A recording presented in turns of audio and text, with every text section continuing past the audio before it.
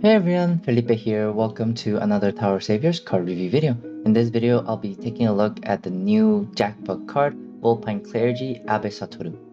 Abe Satoru is going to be a dark human card, and I'll be taking a look at his leader skill, team skill, and active skill, and letting you know my thoughts and opinions about this card. So, without further ado, let's get started and taking a look at his leader skill. We have team attack times 6, HP and recovery times 1.5. The more types of runestones dissolved, the higher the character's attack to the max of times 12. Additionally, when the team has only humans or elves, your team attack increases times 3 additionally. Other runestones also possess 25% of dark runes. Now let's take a look at his team skill. Side note, we are getting a new trait, which is Onmyoji, which suggests that Madhead will probably release more Onmyoji cards in the future, but we'll take a look at that when it comes out. For his team skill, when the leader is Vulpine Clergy Abe Satoru, you're going to get an extended runestone movement time of 3 extra seconds. Dark and Heart runes will possess the effect of each other. Damage received from elf and demon enemies will be reduced by 70%. For each elf or demon defeated cumulatively, your team attack increases additionally to the max of times 6 for 5 enemies defeated, and by triggering a character runestone sticky will be nullified. When there is Abe Satoru on the team, when a dark human or a dark elf activate their skill, Abe Satoru will acquire a Kononosuke, which is until the end of that round, which will allow him to launch 5 extra attacks of 1 attribute each. Additionally, for Onmyoji members, damage dealt to elf and demon enemies will increase by 2 times additionally. So in my opinion, I think his leader skill is actually not bad, pretty good. He has really good multipliers. However, his playstyle will heavily depend on himself as a damage dealer. His playstyle focuses mostly on increasing the damage to the leader, which means that you can bring a lot of cards that buff your leader and he will benefit from it. However, if you encounter an enemy that reduces the leader's attack to 0, your damage output will severely suffer a little bit. Team attack times 6 is not bad, but it is currently on the lower side of the current meta. Nowadays we're seeing cards that have times 7, times 8 or higher, which means that the standard is slowly increasing every single patch, so times 6 is not the greatest base team attack. However, he does have a lot of damage multipliers that are linked to really easy conditions.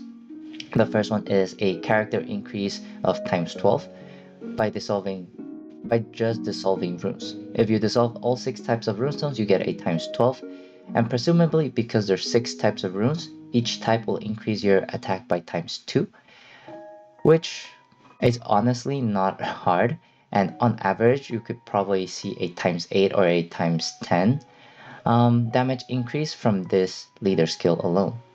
Additionally, the other one is a team attacks times 3 that is just connected to your team members. You do not have to do anything. As long as you bring these team members, you are going to benefit from this times 3 team attack bonus, and that's also going to be really powerful and really consistent damage output.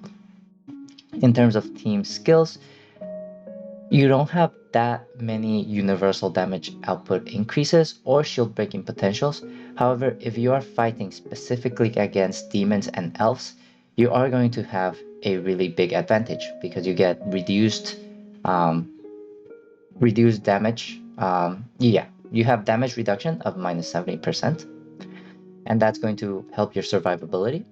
You also get additional team attack bonus the more elves and demons you defeat, which is not going to be that common to have a stage that has only elves and demons unless it's tailored.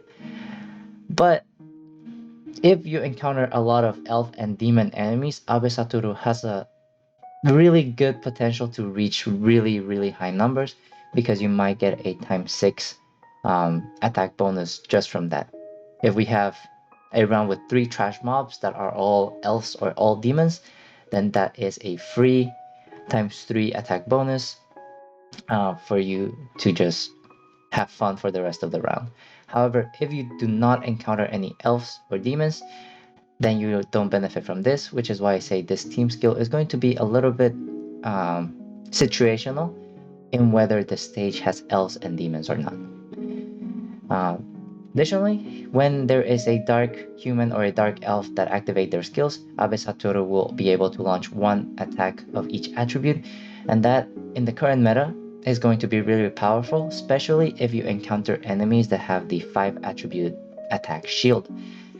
Haven't seen it in the past couple weeks, but whenever they show up, they are a pain to deal with. So having the fact that Abe Satoru can deal with them with their team skill means that you don't need to bring an extra member just to deal with that enemy.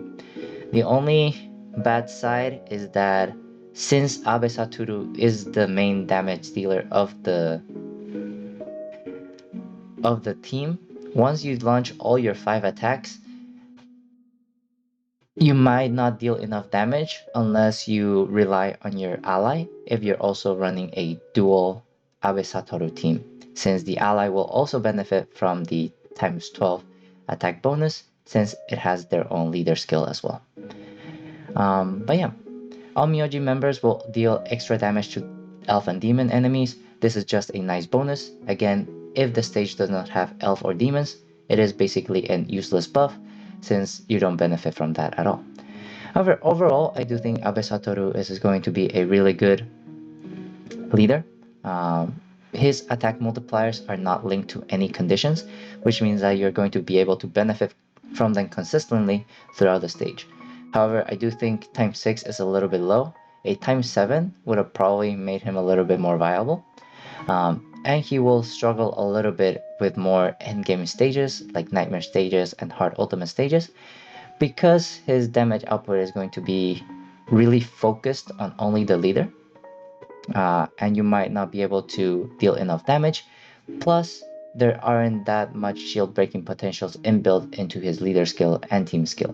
This means that you're going to have to rely on your team members to break those shields, and depending on the stage, if you have to fit all 4 utility cards in your team, you might not have enough damage buffers to deal with higher HP enemies. So in my opinion, Abe Satoru is a good leader, but he does lack a little bit of the shield breaking potential inbuilt into his kit, which means that you will be relying on his team members to do the heavy lifting when it comes to breaking really annoying enemy shields, especially in later stages in the game.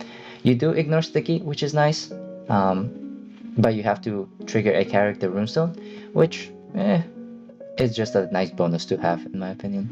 So yeah, overall, good leader, but does lack shield breaking potential, and his playstyle will revolve around increasing the leader and allies attack, since they are going to be the ones doing the heavy lifting in terms of damage output. Now let's take a look at his active skill. Active skill is going to be a CD5 active skill with the following effect: explode weather runes, electrify runes, and frozen runes. And for each runestone exploded, the character will enter a hyper state for 1 round to the max of 5 rounds. For 1 round, turn weaken runes and lock for recovery runes touched while moving into enchanted dark human runes. Human and elf attack will increase by 2.2 times, and damage will be dealt regardless of initial shield. So in my opinion, this skill is actually a really good active skill. CD5 is actually really quick, really easy to activate. Give him a Harp of Fantasia, and you have a CD4 active skill after entering the stage, which means you can enter a hyper state if you explode those runestones. Speaking of which, normally when you have weather runes, electrify runes, or frozen runes, you have at least 3 of them, which means that you have at least 3 rounds of hyper state.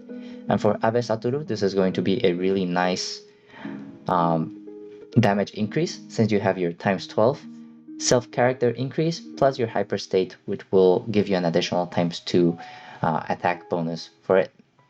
Additionally, this skill gives you a further 2.2 attack bonus just for activating it, so it is going to be a really good damage buffer for you to activate.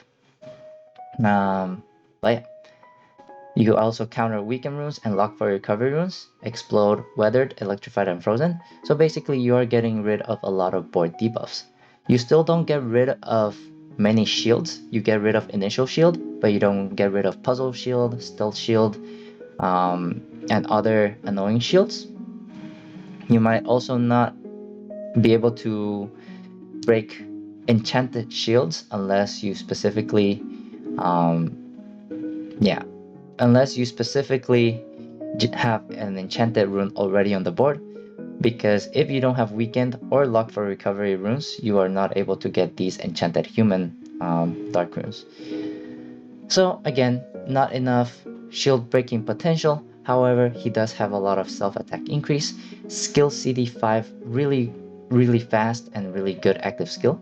Especially if you're able to get a hyperstate for 5 rounds, that is going to be really powerful. The 2.2 attack bonus with no string attached, really good as well.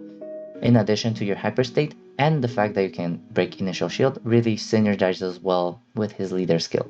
So as a skill for his leader kit, it is really good, really fast, and has a lot of good attributes to cover for his weaknesses.